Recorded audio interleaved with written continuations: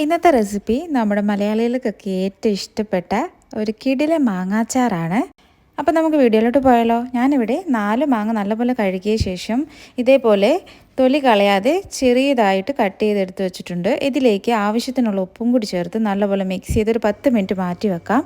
ഇനി പാൻ ചൂടായ ശേഷം അതിലേക്ക് എണ്ണ ഒഴിച്ച് കടുക് പൊട്ടിക്കാം. പിന്നെ നിങ്ങൾ ഏത് അച്ചാറുണ്ടാക്കിയാലും അതിനൊരു പ്രത്യേക ടേസ്റ്റ് കിട്ടാൻ നമ്മൾ നല്ലെണ്ണ അല്ലെങ്കിൽ വെളിച്ചെണ്ണയിൽ ഉണ്ടാക്കിയാൽ നല്ലതായിരിക്കും. ഇതിലേക്ക് അരിഞ്ഞു വെച്ചിരിക്കുന്ന ഇഞ്ചിയും വെളുത്തുള്ളിയും കറിവേപ്പിലയും ഇട്ട് നല്ലപോലെ ഒന്ന് വഴറ്റിയെടുക്കുന്നുണ്ട്. ഇതിപ്പോൾ ഏകദേശം പരുവായി വന്നിട്ട് നമുക്കിനി ഇതിലേക്ക് പൊടികൾ ചേർത്ത് കൊടുക്കാം. 1 ടീസ്പൂൺ മുളക് പൊടി ചേർക്കുന്നുണ്ട്. ഞാനിവിടെ കാശ്മീരി മുളക് പൊടിയാണ് യൂസ് ചെയ്യാറ്. ഇതിലേക്ക് ഉലുവാപ്പൊടി ചേർക്കുന്നുണ്ട്.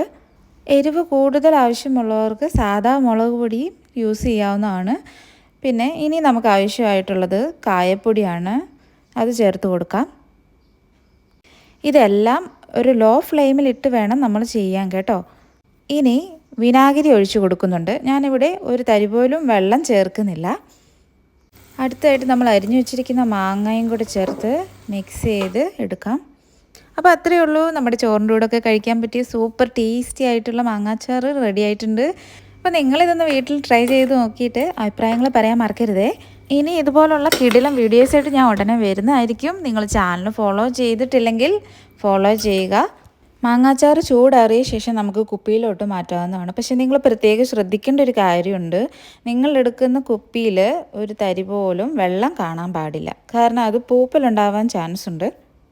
ഗ്ലാസ് ജാർ ആണെങ്കിൽ അത്രയും നല്ലത്. നല്ല ടൈറ്റായിട്ട് അടച്ചു വെക്കുകയും വേണം. അപ്പോൾ അത്രയേ ഉള്ളൂ. അടുത്ത വീഡിയോ ആയിട്ട് വരുന്നതായിരിക്കും. ബൈ.